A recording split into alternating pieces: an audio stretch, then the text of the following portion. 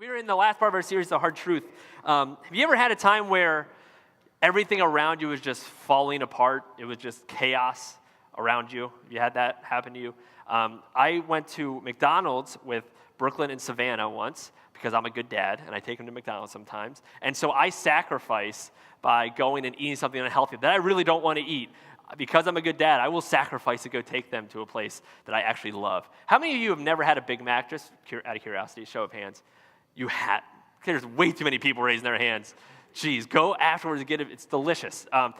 So I took my kids to McDonald's. Took them to if you're from around here, the one in Longgate, which is a big play place there. I took them and we ate and they started playing up in the play place. And I brought a book and I was reading a book because I'm sophisticated.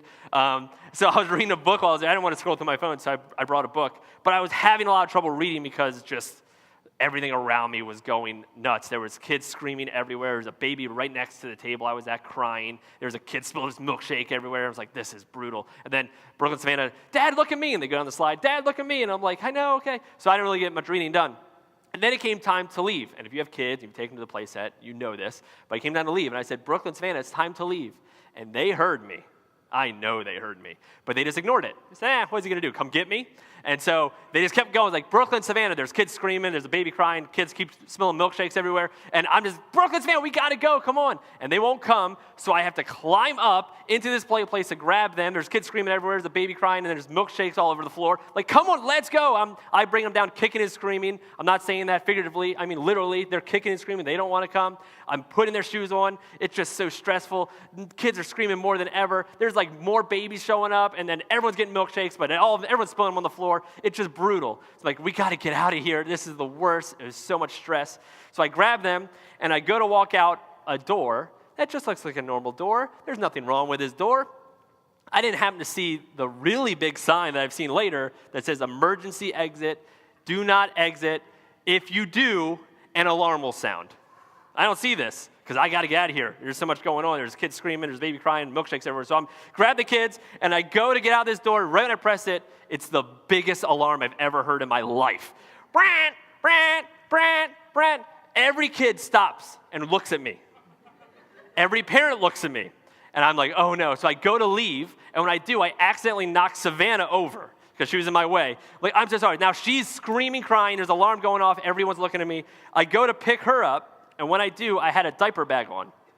And in my diaper bag was a cup of water. You get where this story's going? I go to pick him up, and Brooklyn's here, and this cup of water dumps directly on Brooklyn and covers her in water. Now she's crying. Every kid's crying, and no one is helping me. They're just looking at me like, good, you get what you deserve. So I picked them up, and I ran out the emergency exit because it was an emergency. I had to get out of there. It was brutal. Everything around me was falling apart. It was brutal. And that happens in life, right? Where it just feels like everything around you is just not going the way it should. That things just keep going wrong, that there's chaos around you, that everything is falling apart. Throughout this series, we've been talking about hard truths, about how we want to live in a hard truth, that even though it might be difficult, even though it might be challenging, that we want to live in a hard truth and not a nice lie because it's not true. We want to take that truth, and even though it might challenge us, that we want to live it out. So we're looking at some of the truths that Jesus said and that the Bible talks about when it comes to our walk. And today, the truth we're going to talk about is one that all of us have gone through. In fact, some of you in the room right now are going through this truth. It's not an easy truth. But all of us know this deep down. And here's the truth, that God will allow you to go through pain. That God will allow you to go through pain. We all know this, but none of us like this. I mean, if you believe in a God, if you're here and you believe in a God, then you have to believe that there is a higher being that is in control of everything. That would only make sense. If you believe in a higher power that made everything, he has to also be in control of everything. And we don't believe that God ever creates evil. We don't believe he can. It's not in his nature. God is a good God. He cannot create evil. However, if God is in control of everything and something bad happens and he could have stopped it but doesn't stop it, isn't he semi to blame for being inactive in it? Like, can't that be his fault? Because he could stop it. I mean, I'm a dad. Sometimes my kids have to go through pain because of consequences in life, because they did something wrong, and I get that. I'm all fine with that. But sometimes, if they're doing something and they're about to go through pain, I'm a dad and I will protect them. I'll do whatever it takes. And we talk about how we have a God who loves us like the loving father, but yet at times he will allow us to go through pain when he could stop it. I mean, there's injustices in this world. There's bad things in this world. And if we believe that there's a God who created everything, controls everything, why doesn't he do anything about it? We all struggle with this. I struggle with this. Why would a good God allow us to go through pain? Why would a God who loves us allow us to go through pain and not do anything about it when he could? Why would that happen? Why does that happen? How can we follow a God who does this? So we're going to be looking in Daniel chapter 3. If you have your Bibles, you can open to Daniel chapter 3. There's a great story in Daniel chapter 3 that really shows this as well, how God will allow us to go through pain. Let me give you some history with Daniel chapter 3. Here in Daniel chapter 3, we're in 587 BC, and the Babylonians have taken over the Israelites. The Israelites are captive under the Babylonians. They are there with the Babylonians, and there's a king named King Nebuchadnezzar. And what King Nebuchadnezzar did, he took some of the young, attractive males from Israel and brought them back to Babylon to teach them his literature, to teach them the way they do things, to kind of train them a little bit on stuff. And he brought these people back, and so all these people are here. And then while they're there, there's 4 people that he decides to keep in Babylon and have them work for him. And that's Daniel, who wrote the book of Daniel, and Shadrach, Meshach, and Abednego. Those are the 4 people that he decides. There's others, but those are some of the 4 that he decides to keep. And then we see King Nebuchadnezzar do something that almost all kings did back then. In Daniel chapter 3, starting in verse 1, we'll pick up there. King Nebuchadnezzar made an image of God 90 feet high and 90 feet wide, and set it up on a plain of Dura in the province of Babylon. He then summoned the satraps, prefects, governors, advisors, treasurers, judges, magistrates, and all the other provincial officials to come to the dedication of the image he had set up. So the satraps, prefects, governors, advisors, treasurers, judges, magistrates, and all the other provincial officials assembled in the dedication of the image of King Nebuchadnezzar had set up, and they stood before it. So, just to explain what's going on here in case you got confused with all those other words. King Nebuchadnezzar here makes a big statue of himself. He makes this big statue of himself, and they put the description there on it, and they bring all the people that work for him in front of it, this big statue. And this is not weird, actually. This is actually pretty normal stuff that would happen back then, is kings would treat themselves like gods because they made everyone else treat them like gods, and they would build big statues. That's what they do, and they bring everybody around. Pick up in verse 4. Then the herald loudly proclaimed, "This is what you are commanded to do, O peoples, nations, and men of every language. As soon as you hear the sound of the horn, flute, zither, lyre, harp, pipes, and all kinds of music, you must fall down and worship the image of gold that King Nebuchadnezzar has set up. Whoever does not do this, whoever does not fall down and worship, will immediately be thrown into a blazing furnace." So he says, listen, when this happens, then when this sound goes off, when this band starts playing, everybody here must bow down and worship this God, this idol that I have made of myself. And this, again, this is not weird. All nations did this back then. You must do this. And if you don't, if you decide not to worship, if you decide not to do that, I'm going to throw you into a fire. So Shadrach, Meshach, and Abednego, they're Jewish boys. They are the Israelites. They follow the God of the universe. They follow the God that freed their ancestors from Egypt. That's the God that they follow. And one of the things that they are told never to do is bow down to any idols. So now Shadrach, Meshach, and Abednego are in a little dilemma here. They can either disobey the God Nebuchadnezzar, who's not really a God, but he's pretending to be a God. And if they do, they're going to be thrown into a fire. That's what Nebuchadnezzar says. Or they decide to disobey their God, the God of Israel. Now the thing with this is, this God has been pretty silent. I mean, this God hasn't showed up. I mean, this God allowed the Israelite people to be captive of Babylon. So they have to decide, follow this God who is in front of me and who is going to harm me if I don't, or follow this God that I haven't heard from in a long, long, long time. What do we do? So the sound goes off, the band starts playing, and all of a sudden everyone bows down like they're supposed to. Everyone bows down except for 3, Shadrach, Meshach, and Abednego. They stand tall. And then these astrologers, they see Shadrach, Meshach, and Abednego, and they go and they tattle on them to the king. And they tell the king, hey, the three people that work for you, Shadrach, Meshach, and Abednego, they didn't do it. They didn't bend down to your idol. You said they were supposed to do that, and they didn't do it. Let's pick up in verse 9.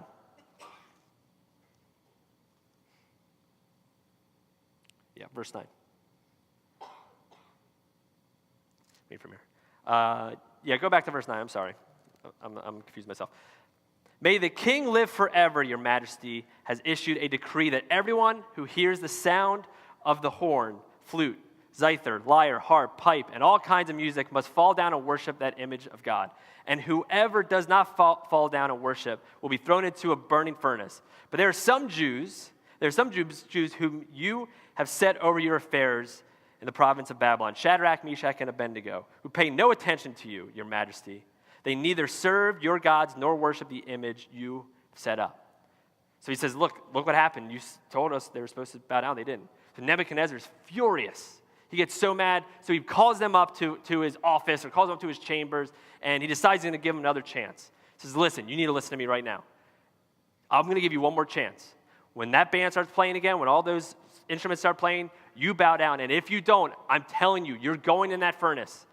This is your last chance. And listen to Shadrach, Meshach, and Abednego's reply. I love this reply that they say, starting in verse 16, verse 9. Yeah, 16, sorry. Here's what Shadrach, Meshach, and Abednego say to the king. O Nebuchadnezzar, we do not need to defend ourselves before you in this matter. If we are thrown into the blazing furnace, the God we serve is able to save us from it, and he will rescue us from your hand, O king. I love this next passage. Ready? But even if he does not, we want you to know, O king, that we will not serve your gods or worship the image of gold you have set up. Listen, we're not going to do it. So if you need to throw us in that furnace, then throw us in that furnace. We will not do it. And I believe, and we believe, that this God who's been silent, is going to save us. But even if he doesn't save us, we're not bowing. We'll go. We'll die in there. But we're not going to bow down to what you have to say. Continue on to verse 19. Then Nebuchadnezzar was furious with Shadrach, Meshach, and Abednego, and his attitude towards them changed. He ordered the furnace heated 7 times hotter than usual, and commanded some of the strongest soldiers in his army to tie up Shadrach, Meshach, and Abednego, and throw them into the blazing furnace. And he does. They get thrown into this fire. And he makes it so hot that when the soldiers that take Shadrach, Meshach, and Abednego to go put them in there, they die because it's so hot. They get thrown into this furnace. So the question we need to ask ourselves, and the question that I'm sure that they have asked themselves as well, is this. What do you do? What do you do when what you see is different than what you believe? What do you do? When your circumstances around you are different than what you believe. Do you believe that God loves you and that he's there for you and that he will always protect you, but what you see is not what you believe? What do you do? I'm going to give you a little illustration here. Nice little whiteboard from Joel, Frank and Michelle's kid, that we stole it from him. So there's this thing called The Dip. I don't know if you guys ever heard of it. It was a book written by a leader, by an author named Seth Godin. He wrote a leadership book. And then Craig Rochelle, which is a pretty famous pastor, he took this idea and he changed the concept to talk about what we're going to talk about today. So here's what it looks like here. The dip. So when you enter into a relationship with Jesus, we're here. When you first give your life to Christ, this is where we start, right? For some of you think about that time, if you're here and you're a follower of Jesus, think about that time where you first accepted God's grace and accepted his sacrifice on a cross for you. When you did that, think about whatever that time is for you, okay? Think about that situation. For some of you, you're here now, that you've been feeling God draw himself closer. You've been feeling God's grace drawing himself closer to you, and you're thinking about your next step. Here we are. And here's what most of the time happens when you first enter into a relationship with Jesus. Things are going pretty good. Like, life's pretty good. Every sermon you hear is like, man, it hits. It's like they know what you need to hear. Every worship you hear just gives you goosebumps. Your family's going great. Your kids are doing great. Your marriage is just, everything's going great. Then you get to this point where it starts to not be as good. Where maybe you hear a sermon that's like, I don't like that sermon as much. That didn't really speak to me. Maybe you hear a song that's like, what song is that? You're not getting it. Maybe your relationship starts suffering a little bit. Maybe your kids, something's wrong with your kids. And life's not as good as it used to be. And then, before you know it, not only is it just not the same, you're going down. Something bad happens in your life. Maybe a loved one of yours gets sick. Maybe you get sick. Maybe your marriage, your relationships are a little rocky, and you're starting to question things, and you hit this point in your faith. And we're going to call this point crisis of belief.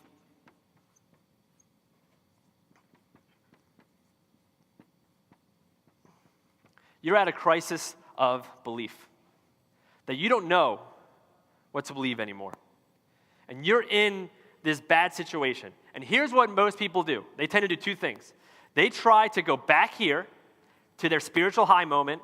It's like, you know what, if I just ignore it and I just go right back to it, if I go back, then I'll just naively go back to this. I just want that moment back. But we can't do that because it's naive of us. It doesn't even make sense. Or we go, you know what, I thought this, but I'm not hearing it. So because of this crisis of belief here, I'm going to go over here and say, forget you, God. I'm done. You know what? I thought this. You said this. But man, life's not so great anymore. God, you said you love me, but how come I'm going through all this pain? God, you said you'd always be there for me, but how come I feel so alone? God, you said you would always speak to me, but I haven't heard you in a long time. So we say, forget you, God. If that's what it's going to take, not doing it. That's two things that a lot of us do. We go, when we hit that moment. However, there's a third option. If we keep going, we keep persevering, things aren't going to get better at first. In fact, they might get worse. That loved one that got sick, you've been praying for them to be healed, they may pass away. There's relationships you're trying to work out are getting worse. Your kids, you were hoping they wouldn't go a direction, they're going even worse in that direction. Things keep getting worse. But if you keep pushing and you keep persevering and you keep going, eventually things will start to turn around. And before you know it, when you keep trusting in God and keep pushing and keep going forward, eventually you're going to get to a moment where you have a bigger spiritual high than you've ever had before. And the reason you have that is because you went through a crisis of belief. Because you went through the fire of life, whatever that is. That eventually you have so much security and trust in God because you kept going and it kept getting worse, but eventually you got past it and now you're at a higher spiritual moment than you ever were because you went through a dip. Through a crisis of belief, through a fire. Here's what James says. You can skip ahead to James. In chapter 1, verse 2 through 4 says, consider it pure joy, my brothers and sisters, whenever you face trials of many kind, because you know that the testing of your faith produces perseverance. Perseverance. It produces perseverance. Let perseverance finish its work in you so that you may mature and complete, not lacking anything. Every person I know who's up here spiritually, who has strong security in their faith with God, has gone through this. Every single one has gone through a fire, has gone through a crisis of belief, has gone through that. They persevered. So you have options. You can go try to go back to the spiritual high, which you'll never be able to do. You'll go right back down. You can say, forget God, or you can keep pushing, and eventually you'll get to a higher spiritual moment. So the question is, how do you persevere? How do you actually do this? How do you keep going when life gets harder? How do you keep going when you're in the midst of a fire in your life? How do you do that? There's two ways. First way is this. Number one, you listen. You listen. You listen for God's voice. You listen for God to speak to you. When you are going through this crisis of belief, when you're going through that fire, listen. Listen to what God has to say to you. John chapter 10, verse 27 through 28 says this way, my sheep listen to my voice. I know them, and they follow me. I give them eternal life, and they shall never perish. No one will snatch them out of my hand. We take some time and we listen. We don't normally do this. This actually is not your first reaction. Normally what happens when we get to this crisis of belief, when we get into that fire, when we get there, we say, God, where are you? And then we don't listen. That's normally what we do. We blame God for it, and then we just ignore him. That's normally our reaction. But we need to take time to listen to what the God of the universe has to say to you, because I promise you, if you listen long enough, God will speak to you. I promise you. If you listen, and you listen long enough, God will speak to you. Say, how does he speak to me? There's a lot of ways he can speak to you. He can speak to you directly. You can hear him. I've never had that happen. I know people that have. That can happen. That can happen. How it's going to happen? By reading his word. God's speaking to you through this all the time. And there'll be times where you're going through a fire and you're reading things like, this doesn't make sense. I don't care about this. And then all of a sudden something hits you because that's God speaking to you through his word. How else can God speak to you? God can speak to you through other people. through other people around you, through people that you have held accountable, through those people. They can speak to you that way. There's a lot of different ways. Through your circumstances, through doors that God's are opening for you, through your conscience. There's a lot of ways God can speak to you, but you have to listen if you want to hear him. Just this week, I was at a meeting with a couple other pastors and our district superintendent, who's like my boss. So I'm always like, I dress up when I'm around him. I want to make a good impression. Here I wear T-shirts, but there I wear a tie. Just kidding, I never wear a tie. So I'm there in this meeting, and he's talking to all of us, and he starts talking to this pastor next to me, and that pastor, I'm sitting next to him, he's on his phone the whole time. And not like taking notes, like Facebook and like Instagram, just kind of scrolling through it. And I was like, man, that's bold. He's your boss. And then eventually, the district superintendent starts talking to him, and he literally doesn't stop. He just starts scrolling, and he doesn't hear him. He's just scrolling through. He's like, hey, I'm not going to say his name. I almost did. Hey, whatever, hello? And then he had to be like, hey, are you listening? And he goes, oh, I'm so sorry. I'm sorry. You know why he wasn't listening? Because he was distracted. He was on his phone. He wasn't paying attention. I worked with students for a long time. They're on their phones a lot. It takes, I would have to tell them, hey, can you put your phone down so you can like listen to me? Like, I'm taking notes. I'm like, you're not taking notes. I know you're not. So we have to take time to listen. When you're going through this, if you're going through a fire in life right now, take time to listen. Take some time throughout this week, 5-10 minutes of just silence and listen for God. And I'm telling you, the first day, it's not going to happen. Second day, it probably won't happen either. In fact, it's probably going to take longer than a week. You go, I just feel like I'm just have all these thoughts. I don't know what I'm thinking. Listen, because God will speak to you. You might not like what he says, but he's going to speak to you. So how do we persevere? Number one, we listen. Number two, how do we persevere?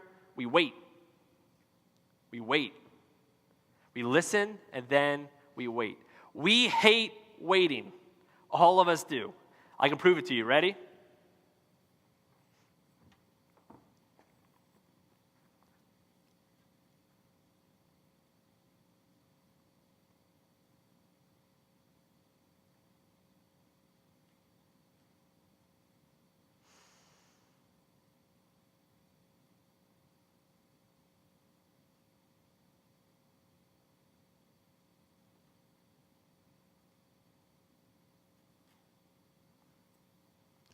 How terrible was that?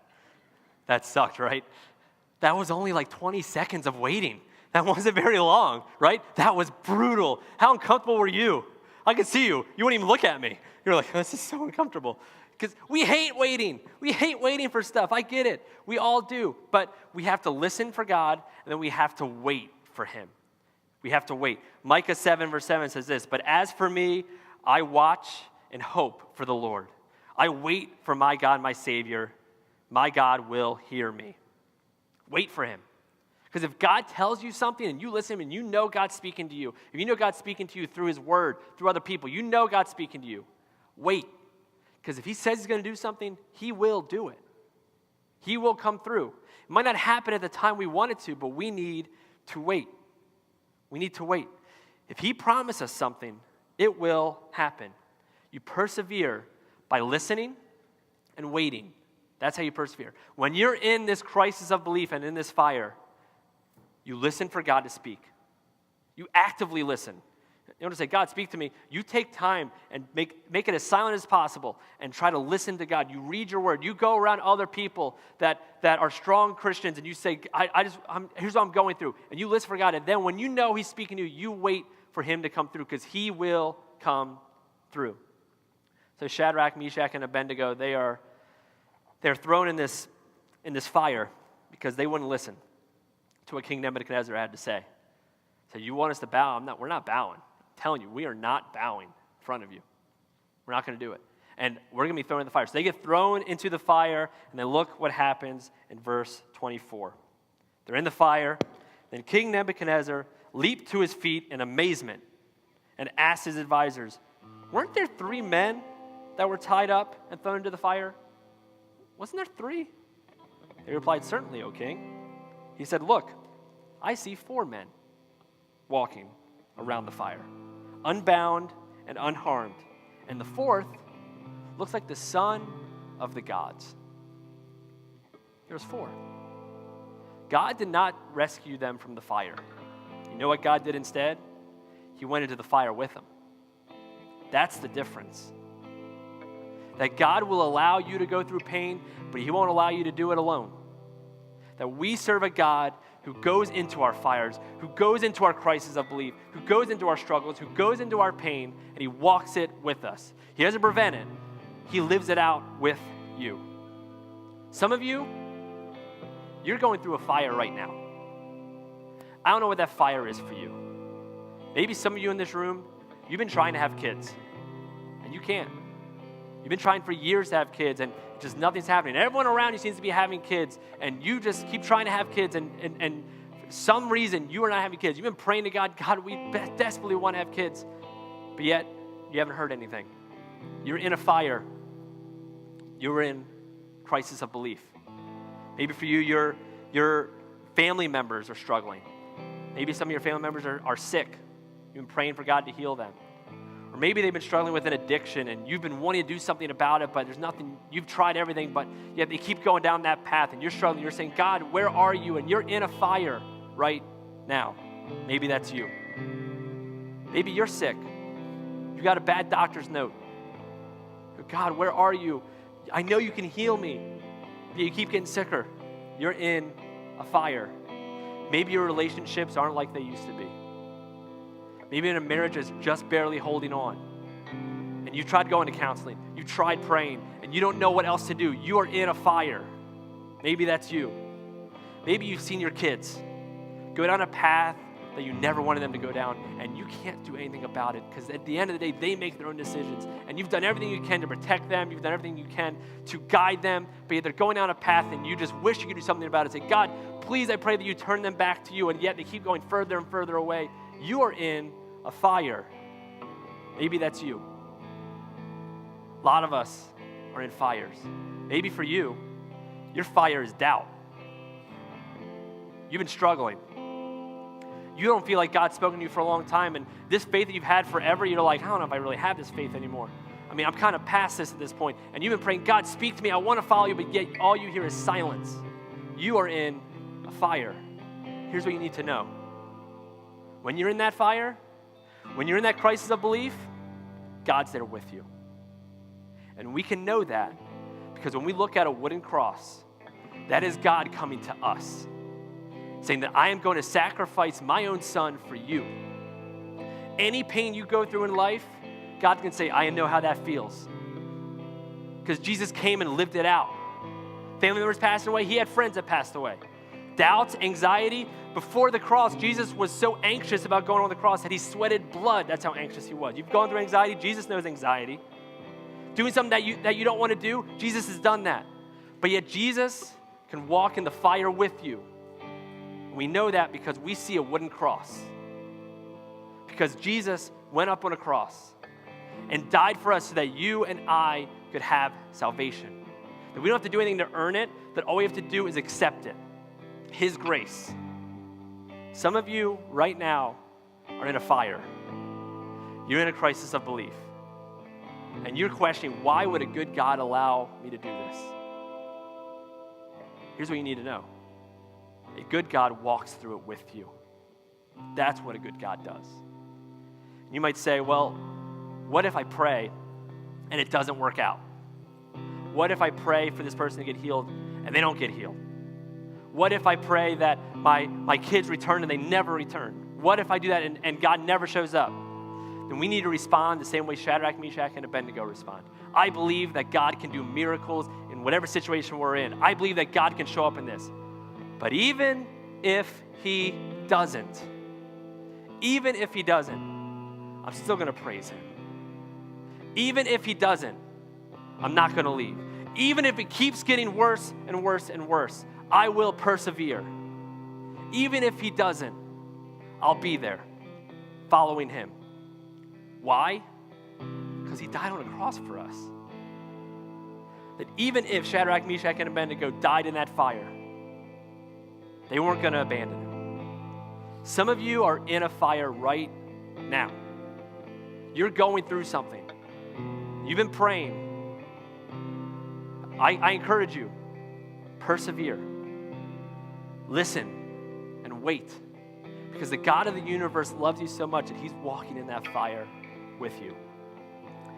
thought there was no better way of closing a message like this than taking communion together. This is just a way for us to reflect on the sacrifice that God made for us. The sacrifice that God made for us on that cross.